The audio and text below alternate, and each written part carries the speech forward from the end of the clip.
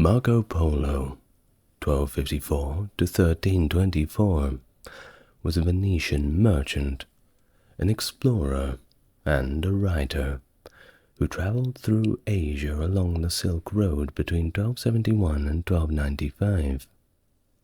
He's best known for his extensive travels and the resulting book titled The Travels of Marco Polo, which offers a detailed and rich account of the vast cultures, cities, and life of Central Asia and China during the Yuan dynasty under Kublai Khan. Polo's descriptions provided Europeans with an unprecedentedly comprehensive look at Asian lands and goods, stirring imaginations and interest in the East. But there are many who believe these tales to be outlandish exaggerations, and if not exaggerations, some people believe them to be completely made up. But what is the truth? Perhaps we should hear a little bit from both sides. If you want to find out, you're in the right place to do so. Welcome to the channel.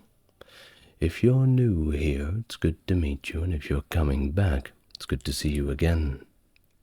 As always, if you'd like to support the channel and keep me going, links to Patreon are in the description.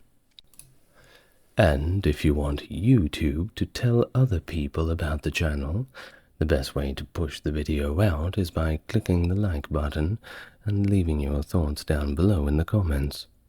Thank you in advance. And now, with that out of the way, don't you think it's about time that we get relaxed and begin our life of Marco Polo? First, I'm going to give a general outline of Marco's life, and then we are going to have a look at his writings and subsequently the claims made within them in detail. There's going to be a lot of modern scholarship and modern theories that perhaps might change by the time you see this video. But as of early 2024, this is what we know. Marco Polo, the renowned Venetian explorer, was born around 1254, though the precise date and location of his birth are a little bit of a mystery. Historical records suggest Venice as his birthplace, as indicated in his work The Travels of Marco Polo, which notes his Venetian heritage and mentions his father, Niccolo Polo, a merchant, returned to Venice around 1269 to find his wife deceased and his son, who was then 15, well and truly alive. Despite the general consensus placing his birth in Venice, alternative theories have proposed his birthplace as the island of Cortula, or even Constantinople.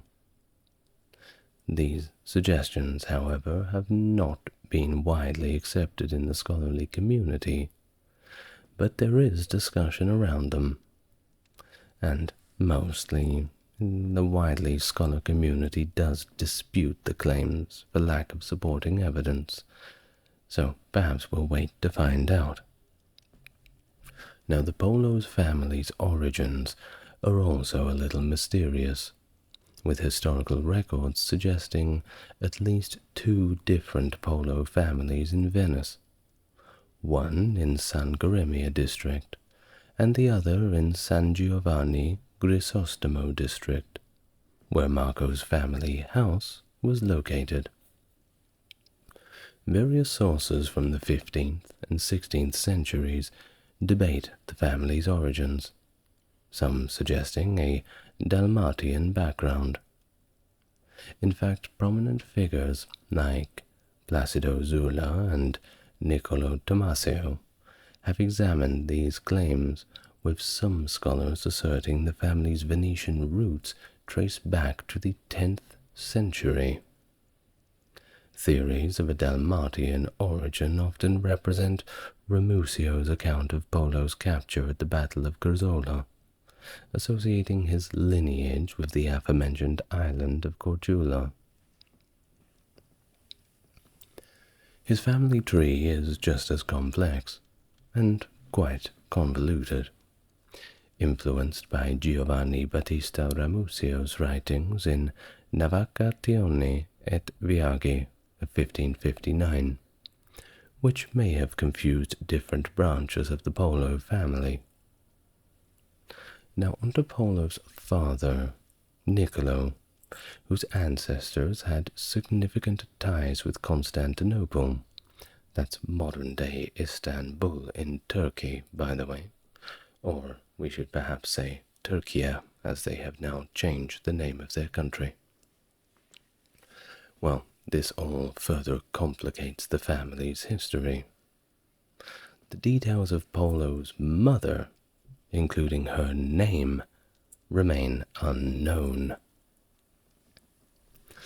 Marco Polo was also known by the nickname Milione or Emilione, which is believed to have originated from the vast wealth he described of Kublai Khan, often in millions. Some speculate that this nickname, which also applied to his father, distinguished their branch of the Polo family from others. This nickname encapsulated the grandeur and scale of the wealth and wonders Marco Polo recounted upon his return to Venice, leaving a lasting imprint on his legacy as a bridge between the East and the West. Niccolo Polo, let's talk about him for a while. He was a merchant too, along with his brother Maffeo. They were established traders with the Near East, gaining wealth and prestige from their ventures. Before Marco Polo's birth, around 1260, they were residing in Constantinople, at that time the capital of the Latin Empire. Anticipating a shift in political power, they converted their assets into jewels and departed the city. Their timing was fortuitous, as in 1261 Michael VIII Palaiologos retook Constantinople for the Byzantine Empire, persecuted the Venetian quarter, and targeted its inhabitants. Well, Marco's early life largely remains undocumented until he reached 15, although it is known that he was likely raised in Venice. After the death of his mother, his upbringing was overseen by an aunt and an uncle. He received a substantial education focused on commerce, such as understanding foreign currencies, appraising and managing cargo ships, but he acquired very little or no Latin. Now you must remember that at this time, the two big shipping empires, the two big naval powers, were Genoa and Venice. Venice arguably being the superior of the two. Of course, we're talking about a European world here. So, perhaps in other countries they had substantial navies as well, but we are talking about the Mediterranean region. So receiving an education primarily in foreign trade and currencies, cargo ships, was quite normal. Now in 1269, Niccolo and Maffeo, so that was Marco's father and his uncle, returned to Venice, and that was when Marco had met his father for the very first time. By 1271, 2 years later, Marco, alongside his father and uncle Niccolo and Maffeo, embarked on an extensive journey to Asia, documented in his later writings. Their travels took them to Acre, and then they got some camels and went to the Persian port of Hormuz. They consulted with Archdeacon Tadalo Visconti in Acre, who later actually became Pope Gregory X. If you've watched some of my other videos on the Crusades times, you'll know his relevance. The Polos were carrying a message from Kublai Khan, seeking papal envoys. After learning of Tidaldo's elevation to the papacy, they returned to Acre, where the new pope entrusted them with a mission to the great Khan, sending 2 Dominican friars to accompany them.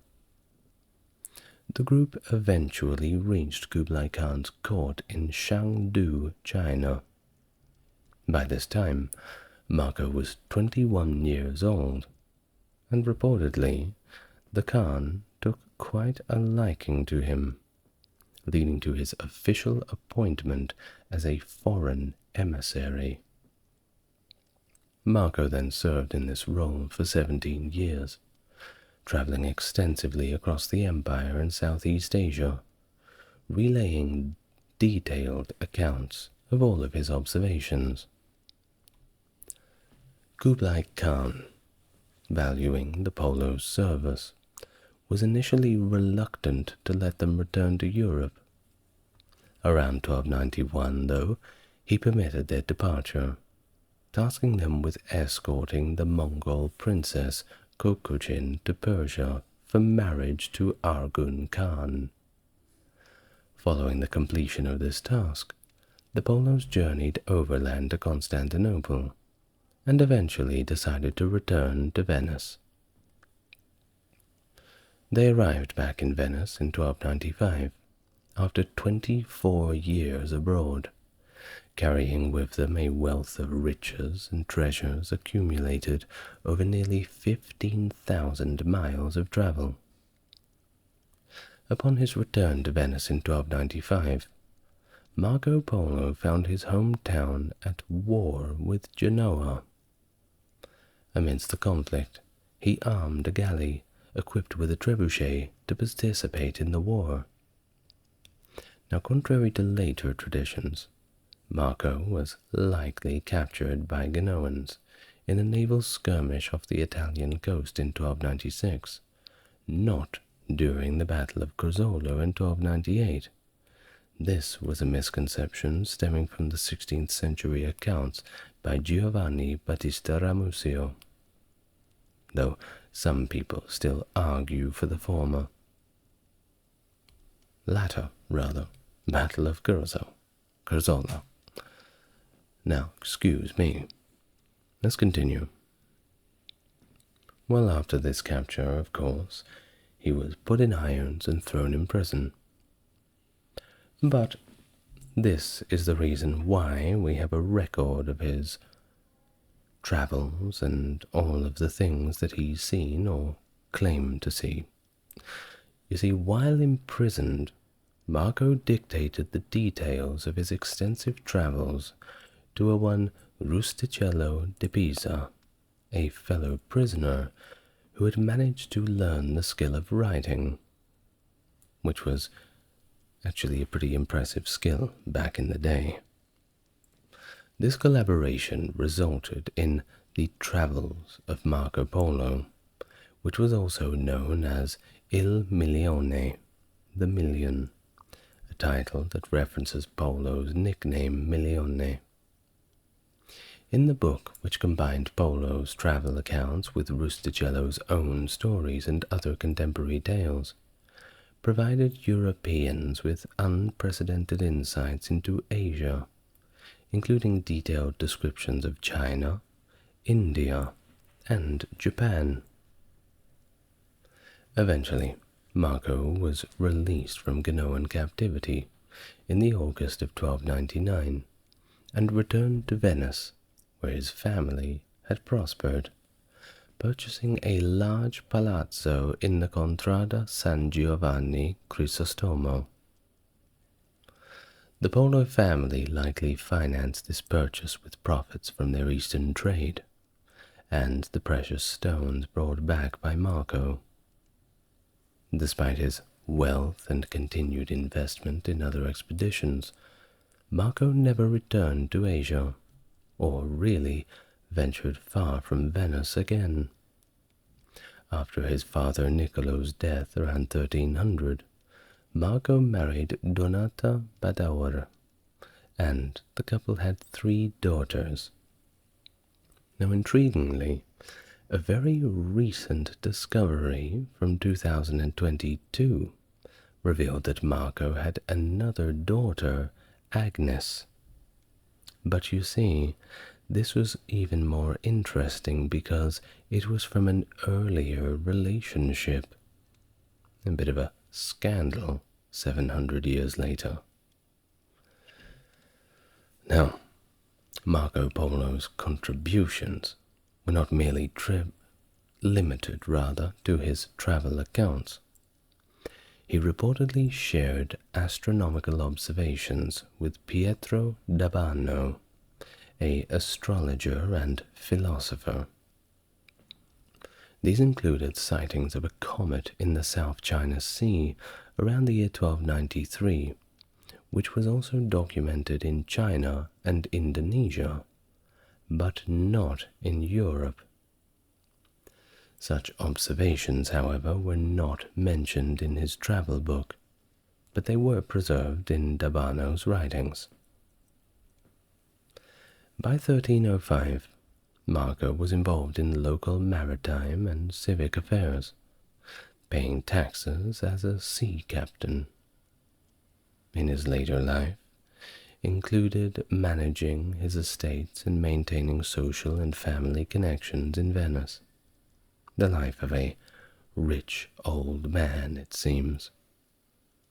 His will, mentioning him in relation to various familial and civic responsibilities, indicates his integration and prominence in Venetian society until his death, which came in 1323, as he was bedridden by illness.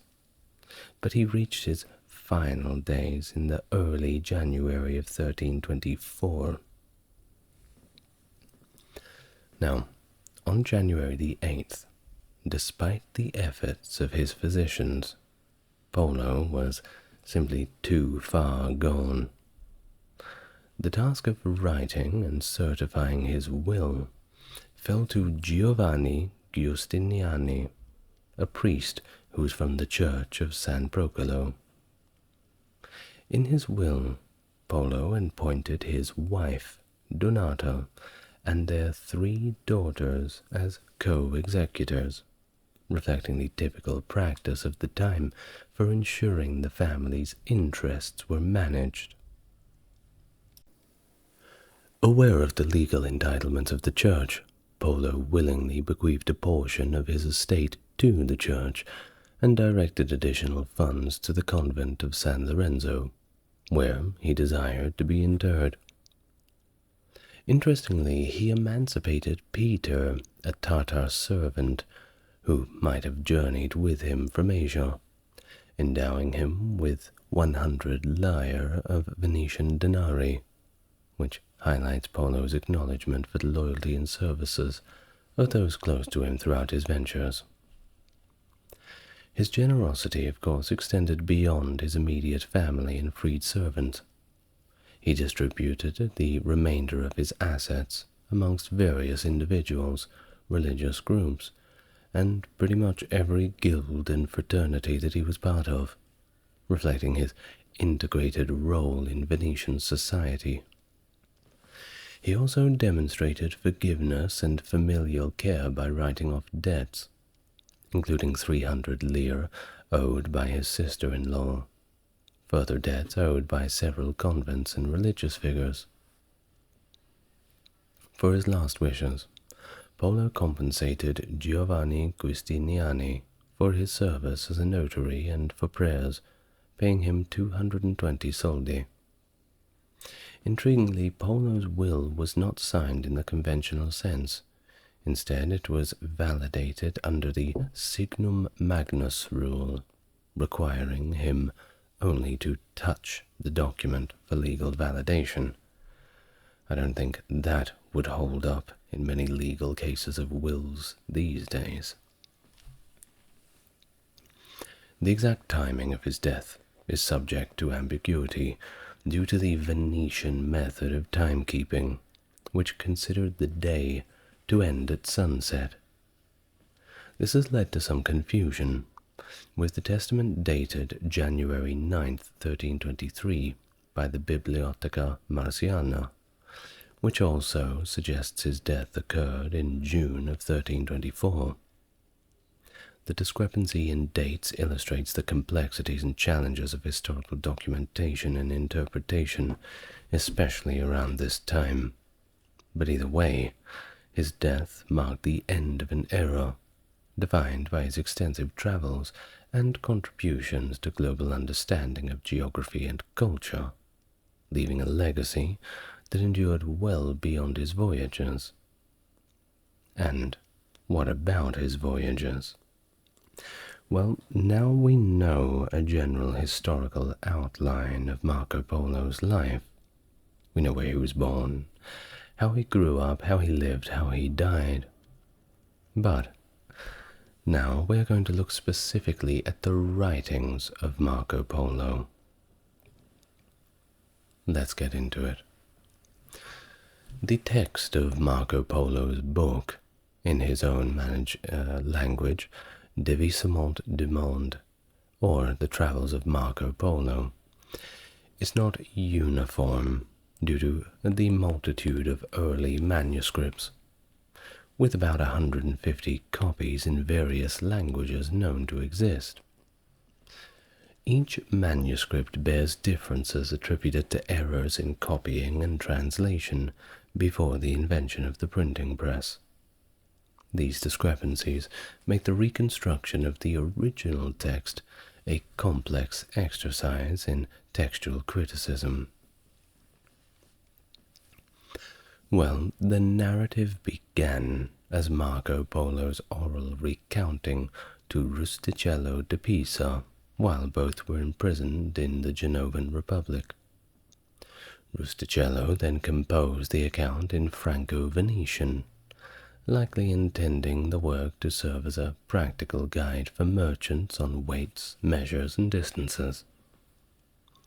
Among the earliest manuscripts, the oldest surviving one is in Old French with a strong Italian influence, and it's known as the F text.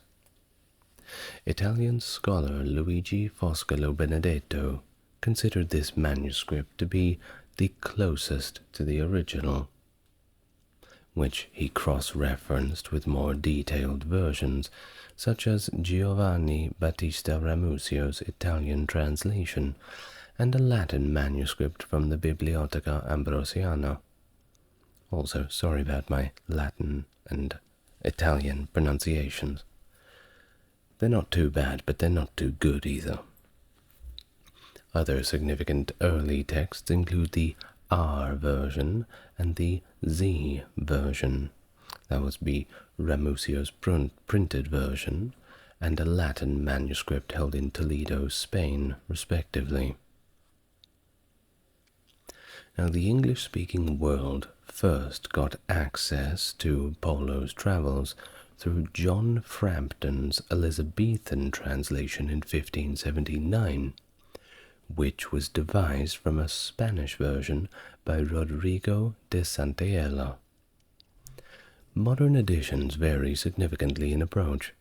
Some base their text on a single manuscript, others integrate multiple sources, and still others include annotations to aid understanding. The 1938 translation by A.C. Moule and Paul Pielot, notably longer, is based on the Latin manuscript from Toledo, found in 1932. Now, let's get on to the book itself. It opens with a preface about his father and uncle traveling to Bulgar. Well, they resided with Prince Berk Khan. A year later, they moved to Ukek, and from there went on to Bukhara. Now, of course, many of these countries no longer exist, or they were part of the broader Mongol Empire at the time. In Bukhara, they encountered a Levantine envoy who invited them to meet Kublai Khan, the Mongol ruler, who at the time had actually never encountered Europeans. Well, reaching the court of Kublai Khan in the city of Dadu, which is modern-day Beijing, in 1266, the brothers Polo were warmly received. The Khan was reportedly curious about the European legal and political systems, and he asked about the Pope and the Roman Church. Well, satisfied with their answers, Kublai entrusted them with a letter to the Pope, requesting 100 well-educated people to teach Christianity and Western customs in his empire. Additionally, he asked for the oil from the lamp in the Holy Sepulchre in Jerusalem to be brought back to him.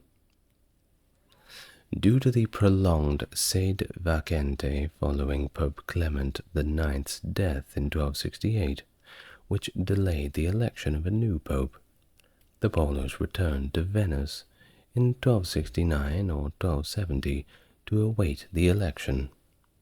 This allowed Marco, born after his father's departure, to finally meet him around the age of 15. In 1271, with the election of the new pope, Niccolo, Maffeo, and Marco embarked on their journey to fulfill Kublai Khan's request.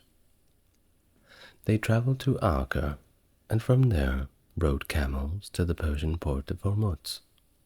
Intending to sail directly to China, they found the ships inadequate and continued their journey overland along the Silk Road until they finally reached the summer palace of Shangdu. During the journey, they encountered a caravan of merchants whom they joined for safety. However, the group was soon ambushed by bandits during a sandstorm. Though many were killed or captured, the Polos managed to fight off the attackers and escaped to a nearby town seeking refuge. After 3.5 years of travel from Venice, they finally arrived at Kublai Khan's court, where they presented the sacred oil from Jerusalem and the papal letters. Kublai Khan, very impressed by the Polos' knowledge and Marco's linguistic skills — he knew 4 languages, by the way — appointed Marco as a government official. Marco wrote about his extensive travels throughout China, describing the culture, geography, and economy of the vast empire. Despite their desire to return to Venice, the Polos remained at the Yuan court for 17 years. Their departure was delayed by Kublai Khan's refusal to let them leave, fearing the loss of his trusted advisors and envoys. Of course, in 1292 the opportunity to leave China finally arose when Kublai's great-nephew, the ruler of Persia, requested the Polos' assistance in escorting a Mongol princess to Persia. The party left Zaitun, which is now modern-day Quanzhou, in southern China, on a fleet of 14 junks traveling to Singapore, north to Sumatra, around the southern tip of India and across the Arabian Sea to Hormuz. This perilous 2-year voyage saw severe losses. Only 18 of the 600 passengers survived. Upon reaching Hormuz, the Polos continued overland to the port of Trebizond on the Black Sea, continuing their long journey back to Venice. Now, the credibility of Marco Polo's account of his travels has been subject of debate among historians and scholars. During the Middle Ages, some viewed his book as merely a romance or a fable. The perception was influenced by a stark contrast between Polo's detailed descriptions of a sophisticated Chinese civilization and earlier accounts by other travelers like Giovanni de Pian del Carpine and William of Rubric, who depicted the Mongols as more of a barbaric people, almost like some kind of mythical monsters from an old folk tale. Now, skepticism increased due to what Polo didn't write about. In fact, in his writings, he conveniently failed to mention the Great Wall of China, which is like going to Paris and not knowing what the Eiffel Tower is. Also, there's difficulty in identifying many of the place names he mentioned, though the majority of these have since been identified. For example, Dado meaning big capital, and that's modern-day Beijing and some other places. Chinese city names usually change. The modern name now, Beijing, just means northern capital. And of course, you have Nanjing, the southern capital. And then Tokyo in Chinese is called Dongjing, the eastern capital. I don't think there's a western capital. Anyway, during these doubts, some of Polo's narrative align with known facts about China during that period. His accounts do offer more precise and detailed information than those other travelers of his time. He often challenged the marvelous fables and exaggerated legends prevalent in other European accounts. Now, his narrative, aside from some exaggerations and errors, contains fewer descriptions of irrational marvels, and is largely free from the gross errors of the other travelers, like, for example, Ibn Battuta, who confused the Yellow River with the Grand Canal and believed porcelain was made from coal. Now, modern scholarly work has validated many details in Polo's descriptions, such as the currencies used, salt production, and tax revenues, which are not only accurate but also provide unique insights not found in other non-Chinese sources. These details are corroborated by archaeological evidence and Chinese records post-dating Polo's departure from China, suggesting that his accounts could not have been derived from second-hand sources.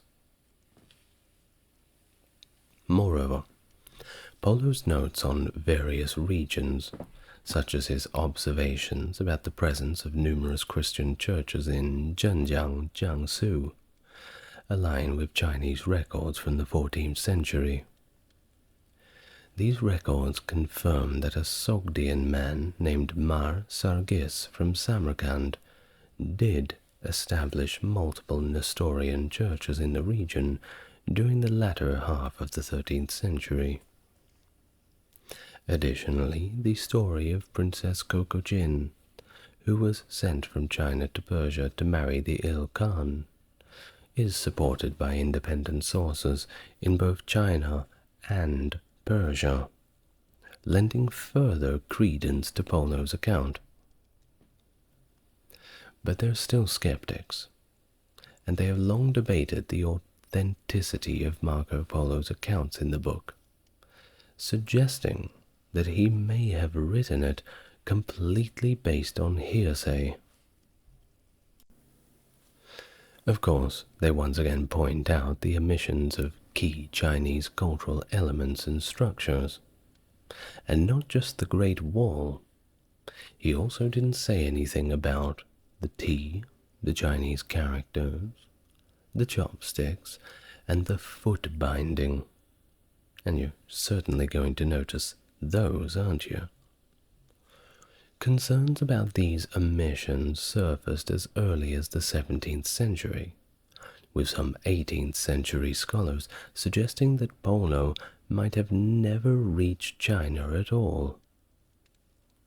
One scholar, John Hager, speculated that Polo possibly did not travel to southern China, given the vague details he provides about the cities there, compared to more detailed descriptions of northern ones. Herbert Frank, in later times, even doubted whether Polo went to China at all, suggesting that he might have relied on Persian sources due to his use of Persian expressions. On the other hand, defenders of Polo's credibility argue against these skeptical points, particularly regarding the Great Wall and foot binding. Now, one of these is historian Stephen Hoare, and he points out that the Great Wall known today is a Ming Dynasty construction, which was built 2 centuries after Polo's travels, and that the Yuan Dynasty rulers under whom Polo served controlled areas on both sides of earlier walls, reducing any need for their maintenance. Furthermore, other European travelers to Yuan Dynasty China, such as Giovanni de Marignoli and Orderic of Pordenone, did not mention the wall either. Neither did Ibn Battuta, the earlier Muslim traveler, find anyone who had even seen it. Well, these days, of course, it's pretty hard to miss. And if you've not walked along the Great Wall of China, I do suggest you do so. It's only about an hour's bus ride from Beijing, if the Beijing traffic is not too bad.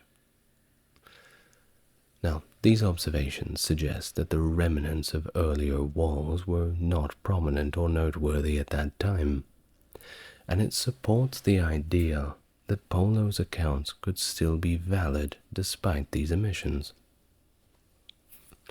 Now, the same scholar, Stephen G. Hoare, supporting the authenticity of Marco's accounts, suggests that the practice of foot binding was not common among the Chinese during Polo's era, and was virtually unknown among the Mongols. This perspective challenges the expectation that Polo should have mentioned foot binding. He notes that even though the Italian missionary Orderic of Pordenone, who visited Yuan China, did mention foot binding, his description was likely based on hearsay and was notably inaccurate. This lack of mention by other foreign visitors suggests that the practice was either not widespread or simply not yet practiced in its more extreme forms. Now, Marco himself, in a less frequently cited version of his manuscript, observed the dainty steps of Chinese women, but he didn't explicitly describe foot binding. Furthermore, Hoare points out that Marco Polo's omission of other elements, such as tea and chopsticks, is not necessarily an indication of falsehood, as these were also omitted by other contemporary travelers. Stephen G. Hoare emphasizes that Polo's account of China includes detailed observations, such as the watertight bulkhead compartments in Chinese ships, which demonstrate a keen eye for technical details, likely derived from first-hand experience. But then again, observing such a detail that would be so much of a small thing, and taking the trouble to write it down, implies that somewhat more notable things would be observed in a bit more detail too. This prioritization leads to a little more skepticism. Well, in addition to this, several other scholars have defended Polo's narratives as fundamentally accurate. Critics like Igor de Raschuelz and Maurice Rossabi have challenged Frances Wood's assertions in her book, which questions Polo's presence in China. Now, some other scholars, let's take David Morgan for instance, highlight basic errors in Wood's book, such as misidentifying Chinese dynasties, and argues that there is no compelling evidence within her critique to doubt Polo's extensive travels in China. Moreover, Jürgen Jensen, another scholar in the field, notes a meeting between Polo and the scholar Pietro d'Abano, where Polo shared astronomical observations that align with his travels through China, Sumatra, and the South China Sea. Details that are recorded in d'Abano's works, but absent from Polo's own travelogue. Well, ultimately, the prevailing view among many scholars today is that Marco Polo did indeed travel to China, as detailed in his accounts. Those who have criticized them suggest that their research lacks a little depth, and, well, it don't really convince me, and probably won't convince you either. Now, there's a few other things that we can cover, because there's a lot more claims and a lot more little tidbits about different things that Marco Polo did or claimed that he did. Now, the claim that he served as a governor in China and his alleged prominence in Kublai Khan's court has also been another subject of debate. Now, one British historian, David Morgan, has suggested that Marco likely exaggerated his role in China, a sentiment echoed by other modern scholars who attributed these embellishments to Polo's ghostwriter, Rustichello de Pisa. The controversy centers around a passage in Polo's The Book of Marvels, which suggests that Polo governed the city of Yangzhou for 3 years. No Chinese historical texts from the Yuan dynasty directly mention Polo, raising doubts about his claims. Now, there are a few mentions that could perhaps be twisted around. The names Polo or Bolod, found in Yuan documents, typically referred to individuals of Mongol or Turkic descent, but not a Venetian merchant. If there was perhaps a indication that he was governing the city of Yangzhou, I'm sure it would have been quite a record to write about. They wouldn't have let that one simply just slip into the memory bank. However, there is a new perspective that has been introduced by a Chinese scholar, Peng Hai, in the 2010s, who proposed identifying Marco Polo with a figure mentioned in the history of Yuan named Bolor, which is a little bit funny because that's the Chinese word for pineapple. Well, this text, compiled by the Ming dynasty, narrates an incident involving Bolor, who was arrested for a breach of protocol regarding the segregation of men and women on city streets, but was then released on the emperor's orders. Bolor was subsequently reassigned to Ningxia in 1275, aligning with Polo's account of being sent on a mission around that time. Further analysis reveals connections with imperial dignitaries named Saman and his brother Xiang Wei, correlating with Polo's movements within China as he described in his travels. Xiang Wei's appointment to Yangzhou and subsequent transfer to Hangzhou coincides with Polo's own reported relocations, suggesting possible efforts to manage tensions between local officials and the foreign envoy.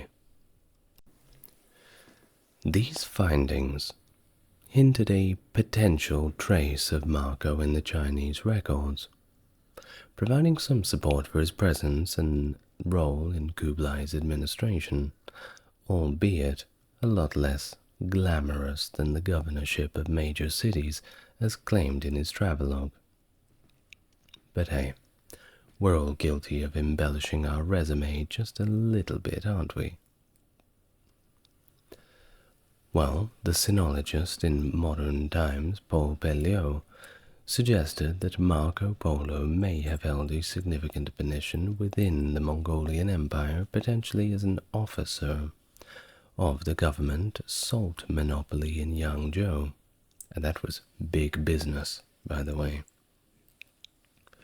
Well, this position, while significant, aligns with the historical context where Kublai Khan is known to have favored foreigners for certain administrative roles over his Chinese subjects. The practice is exemplified by recorded instances of a Nestorian Christian bishop known as Mar Sarkis, referred to in local gazettes as Ma Xue Li Ji Si, who served as an assistant supervisor in Zhenjiang and founded 2 Christian churches there during his tenure. Despite some skepticism about a European holding such a position in the Mongolian Empire, historical records do confirm that it wasn't uncommon for Kublai to employ foreigners. Some argue that against the notion that Polo exaggerated his importance in the Yuan dynasty, and clarify that Polo never maintained that he claimed rather that he maintained a high-ranking position, who would lead a military unit of 10,000 men, this position being the Darugachi. Instead, Polo described himself as an emissary of the Khan, suggesting a role with esteem, but not of top military or administrative leadership. Contradictory accounts exist regarding Polo's exact role in Yangzhou, with various manuscripts depicting him differently, from a mere resident to a governor, or even a temporary substitute for another official. Nevertheless, all accounts agree on one thing, that being his position as a respected emissary of Kublai Khan. So, on to one controversial claim in Polo's Book of the Marvels that relates to the siege of Xiangyang, where Polo, along with his father and uncle, allegedly offered to build powerful mangonels, which is kind of like a catapult, for the Mongol army.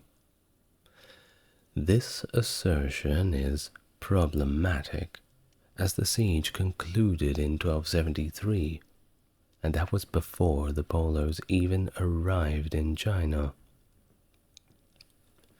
While the Mongol army did employ foreign military engineers from Baghdad during the siege, there's no evidence in the Chinese or other credible sources that suggest the Polos were anywhere near anything to do with it.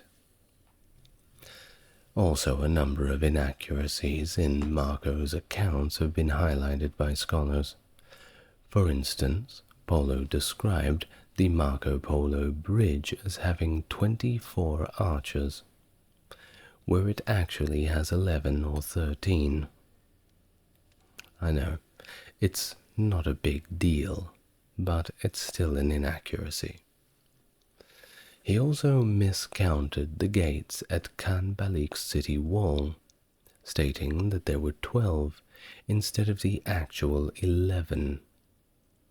Additionally, his account of the 2 failed Mongolian invasions of Japan in 1274 and 81 seem a little confused, as he described ships with 5 masts, while archaeological evidence suggests they only had 3. Well, perhaps we could put this down to maybe a poor memory. Well, historian Francis Wood has criticized Polo for potentially appropriating the accounts of other people, suggesting that he may have relayed second-hand stories or drawn from Persian guidebooks. For instance, his detailed description of the Princess Kokochin's journey to China, from China rather to Persia, is confirmed by both a passage in the 15th century Chinese Yongle Encyclopedia and the Persian historian Rashid al-Din Hamadani in his Jami al-Tawarikh.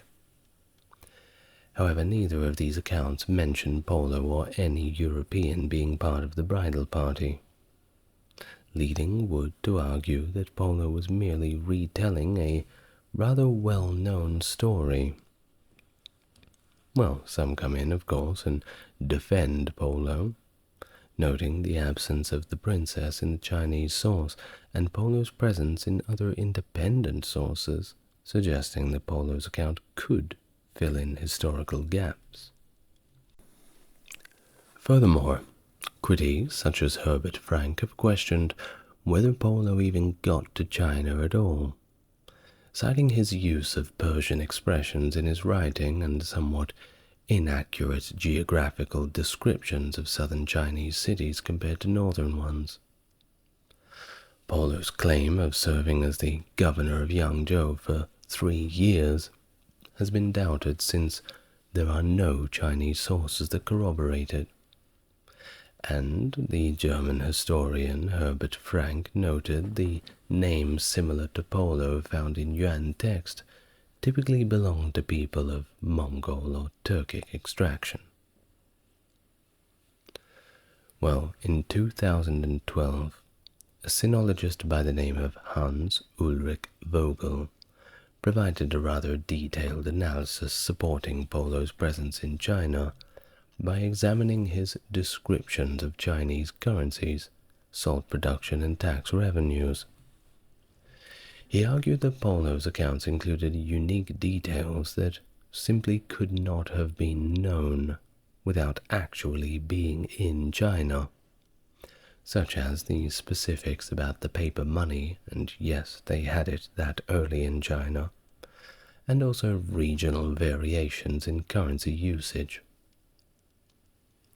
Well, despite all the ongoing debates, the consensus among modern scholars, at least for now, leans somewhat towards the authenticity of Polo's accounts, attributing inaccuracies to the oral transmission of stories and variances in manuscript translations. Well, did you know Marco Polo, though not the first European to travel to China, he authored the most influential account of the Far East during his era, and this sparked a surge of interest in Asia among Europeans. For better or worse, if you know how the next few hundred years panned out. All of these detailed descriptions inspired the adventurers like Christopher Columbus, who carried a copy of Polo's book, annotated by his own hand, in hopes of reaching the East to explore and trade. Well, he ended up reaching a different landmass, but that's for another video. Similarly, Bento de Gois was motivated by Polo's accounts to journey across Central Asia, a trek that helped confirm that Cathay, as described by Polo, was indeed what the Jesuit Matteo Ricci referred to as China, linking Polo's Cathay with the China known to Europeans in the Renaissance.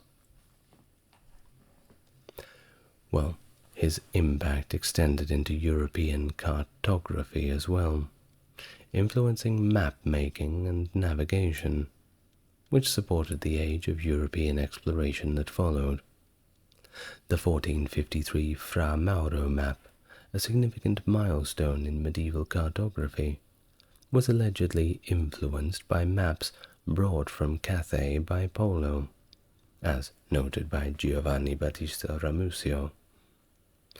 And though Polo himself did not produce maps, his accounts and possibly maps associated with him, informed European knowledge about the geography of Asia and beyond. Moreover, his account contributed directly to the European knowledge about routes to Japan, the Kamchatka Peninsula, the Bering Strait, and even the coastlines of what would be known as Alaska, showing a remarkable breadth of knowledge, don't you think? Well, despite his substantial contributions to the European understanding of Asia, I'm afraid that there are many aspects of his legacy that will remain a myth. One that you may have heard of is the often repeated but incorrect claim that he introduced pasta from China to Italy. This story, popularized by a trade association's promotional efforts in the 20th century, conflicts with the historical evidence that pasta was already known in Italy long before Polo's travels, having been introduced by Arabs during their rule over Sicily in the late 9th century. And there you have it, the life and the legacy of Marco Polo, a great explorer, and maybe a great liar. But good luck trying to prove it. Either way, I believe him.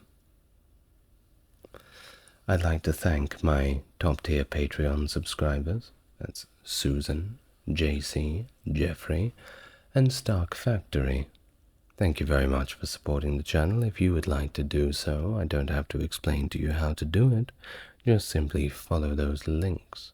And if you want to like and subscribe and comment, you know what to do. Thank you once again for listening. It's been a pleasure. And I will see you in the next exciting episode of ASMR Historian. Good night.